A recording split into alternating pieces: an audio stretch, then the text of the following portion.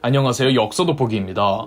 세계사에서 대중적으로 큰 관심을 못 받는 역사가 중앙아시아의 역사입니다. 바로 스탄 동네인데요. 그렇지만 또 아이러니하게 중앙아시아라는 공간은 묘한 신비감과 호기심을 자극하는 곳이기도 한데요. 중앙아시아의 스탄들은 과거 유목민족들이 세운 국가들인데 오늘날 유목민족 하면 다소 이질적이죠. 그래서 더 중앙아시아의 국가들이 매력적으로 다가오는 것 같습니다. 이번 영상에서는 지난 키르기즈스탄, 카자흐스탄, 우즈베키스탄에 이어 타지키스탄의 역사를 살펴보겠습니다. 먼저 스탄이라는 뜻은 누구누구의 땅이라는 뜻입니다. 따라서 타지키스탄의 나라 이름은 타지크인들의 땅이라고 해석해볼 수 있을 텐데요. 스탄의 중앙아시아 국가를 이룬 민족들은 거의 대부분 투르크 계통입니다. 우즈베크인처럼 처음부터 투르크 계통인 경우도 있고 키르기즈인이나 카자흐인처럼 투르크 계통으로 시작하지는 않아도 투르크화를 피해갈 수 없던 민족도 있었습니다. 그 와중에 유일하게 투르크화를 피해간 유목민족이 타지키스탄의 타지크인입니다.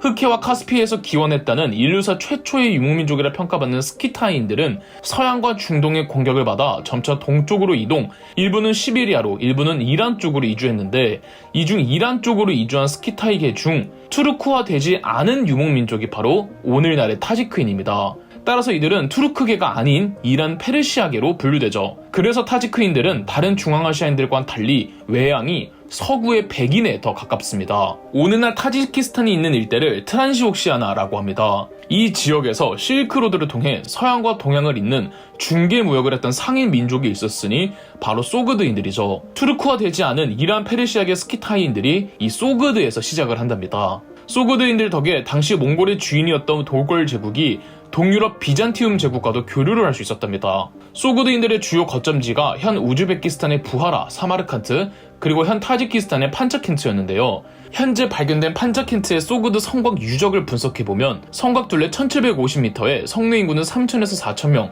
가옥들은 2, 3층짜리 구조도 발견된다고 하네요. 소그드인들은 종교도 다양해서 동서양 사이 여러 종교들을 전파하는 역할도 담당했습니다. 계속 발견되고 있는 소그드인들의 궁중벽화에는 전 세계 사람들의 전통 복식들이 그려져 있어 거의 박물관 수준이라고 합니다. 소그드인들은 신라에까지 퍼진 것으로 보이는데요. 통일신라의 38대 왕 원성왕의 무덤 원성왕릉을 지키는 무인상이 바로 소그드인들의 얼굴을 본땄다고 합니다. 하지만 동서양을 누비며 막대한 돈을 벌었던 대상의 소그드인들은 아랍에서 진출해오는 이슬람 세력과 결정적으로 흑사병에 직격탄을 맞으면서 역사 속에서 사라지게 되었습니다. 이렇게 거의 사라지다시피 한 소그드의 한 분파에서 흘러내려온 민족이 타지크인입니다. 그래서 타지크인들은 소그드인들을 조상으로 여기고 있죠. 참고로 현재 타지키스탄 소수민족 가운데 야그노비인이라고 있는데 이 야그노비인이 소그드인의 직계로 인정받고 있습니다. 타지크란 뜻 자체가 투르크화되지 않은 민족들을 가리키는 말입니다. 다만 타지크인들의 전설에서는 타지크가 왕관이라는 뜻이라고 한답니다.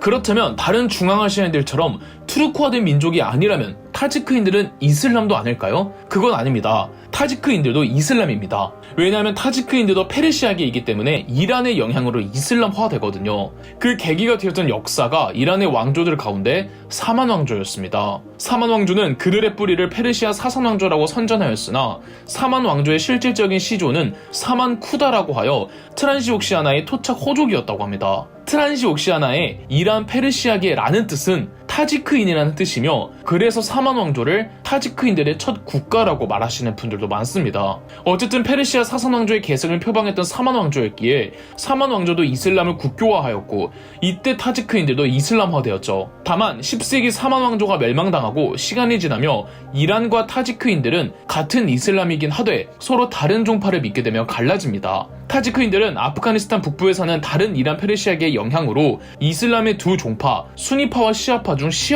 시아파 중에서도 이스마일파를 믿습니다. 이스마일파는 이슬람 분파 중에서도 소수파인데요. 더 큰 종파들의 확산에도 불구하고 타지크인들이 이스마일파를 고수할 수 있었던 건 그들이 거주하는 곳이 높고 험준한 고원지대, 바로 파미르 고원이기 때문에 상대적으로 외부의 문화 충격에 더딜 수가 있었습니다. 히말라야 산맥에서 이어지는 파미르 고원은 지구상 가장 높은 고원지대로 평균 해발 고도가 3,500에서 4,500m 정도랍니다.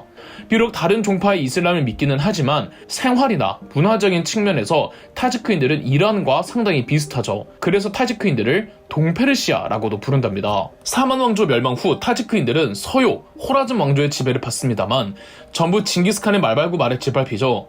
이 일대가 전부 몽골 제국의 영향권에 들어오면서 타지키스탄 일대는 몽골 제국의 사한국 중 둘째 아들 차가타이가 분봉받은 차가타이 한국의 영역에 소속되어 있었습니다. 몽골 제국이 약해지고는 징기스칸의 후예라고 자칭한 티무르 제국 지배를 받다가 티무르 제국이 사라지고는 타지크인들은 마치 과거의 소그드인들처럼 자신들만의 나라를 세우지 않고 중앙아시아 일대의 무역상으로 무역에 종사하거나 혹은 용병으로 활동하였습니다.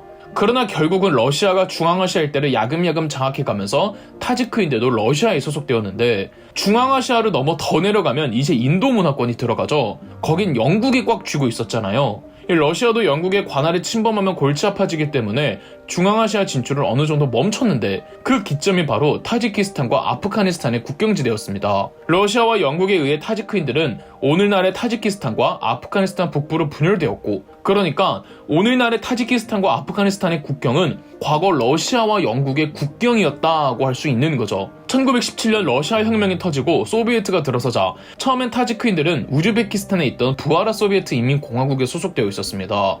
그러나 투르크화되지 않은 이란 페르시아계, 즉 타지크인들은 우즈베키스탄과 다르다고 선을 그으며 분리 독립을 외쳤고 1929년 소비에트는 오늘날 타지키스탄 땅에 타지크 소비에트 사회주의 공화국을 수립했습니다. 1990년에는 아르메니아 난민들이 타지크 소비에트 사회주의 공화국으로 들어오자 가뜩이나 힘든 경제 상황에 난민들을 받아들일 수 없다며 수도 두샨베에서 반정부 폭동이 일어나기도 했습니다. 1991년 소련이 해체되자 타지크 소비에트 사회주의 공화국은 오늘날의 타지키스탄으로 독립하였죠. 국기는 가운데 7개의 별과 타지크인들이 스스로 말하는 타지크의 어원, 왕관을 그려넣었습니다. 배경색은 위에서부터 빨간색, 흰색, 녹색을 사용했는데 빨간색은 타지크 전사들의 피를, 흰색은 고원지대인 이 나라에서 볼 수 있는 눈을, 녹색은 이슬람 페르시아에서 중요시 여기는 색깔을 상징한답니다. 수도는 타지크 소비에트 사회주의 공화국의 수도 그대로 두샨베였습니다.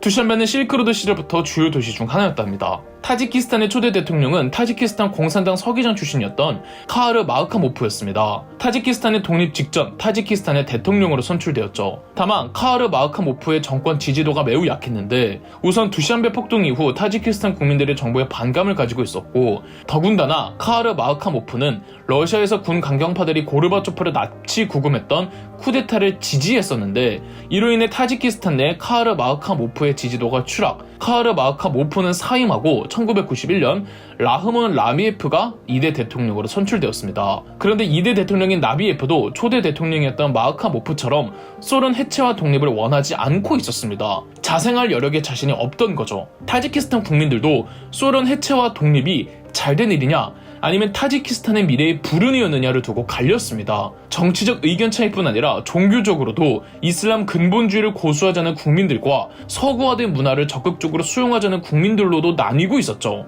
나비에프 2대 대통령은 소련이 해체되고 독립을 하고 나서도 계속 러시아에 의지하려는 모습을 보이고 서구화된 문화를 받아들이려고 하자 타지키스탄 동부 파밀 고원지대에 있던 이슬람 근본주의자들이 1992년 내전을 일으켰습니다. 내전을 일으킨 동부의 이슬람 근본주의자들은 아프가니스탄 탈레반의 지원을 받았으며 반란을 진압하는 정부군은 러시아의 지원을 받았죠. 타지키스탄 내전을 초래했다는 심적 부담감과 개인적 건강 악화로 인해 나비에프 2대 대통령은 측근이었던 에모말리 라흐몬에게 권력을 넘겼습니다. 그런데 자의적이라기보다는 협박으로 인한 반강제적 이양이었죠. 한동안 대통령 대행으로 있다가 1994년 3대 대통령이 된 에모말리 라흐몬은 여러 국가와 유엔의 지원을 받으며 타지키스탄 내전을 진압했고 타지키스탄 내전은 무려 5년이나 지난 1997년 종료되었습니다. 내전을 진압하는 과정에서 정부군은 이슬람 극단주의자들이 아님에도 불구하고 타지키스탄의 소수민족들을 박해하고 학살했습니다. 특히 타지키스탄 동부는 사실상 전체가 다 파미르 고원지대인데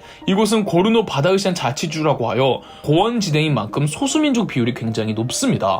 타지키스탄 내전도 이곳에서 발생한 것이고요. 이 일대에 거주하는 소수민족들을 파미르인이라고 통칭하는데 정부군은 민족 가리지 않고 내전에 동조했든 안 했든 파미르인이라면 악독하게 박해하고 학살했죠. 비록 내전은 끝났지만 고르노 바다흐시안 자치주에서는 수려한 자연 풍경과는 다르게 내분이 끊임없이 일어나고 있답니다.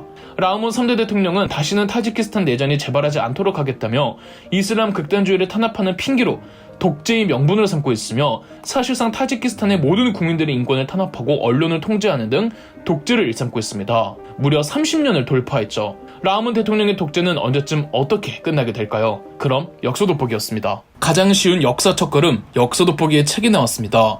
초보자에서부터 역사를 좋아하는 사람들까지 모두 깊이 읽을 수 있는 역사 속 거장 16명을 통해 읽는 일종의 자기계발서입니다. 교보문고 알라딘 예스24에서 구매하실 수 있으니 많은 관심 부탁드리겠습니다. 저희 역사 돋보기가 멤버십 가입을 시작했습니다. 멤버십 가입을 해주신 분들 덕분에 영상 제작에 큰 도움이 되고 있습니다. 감사합니다.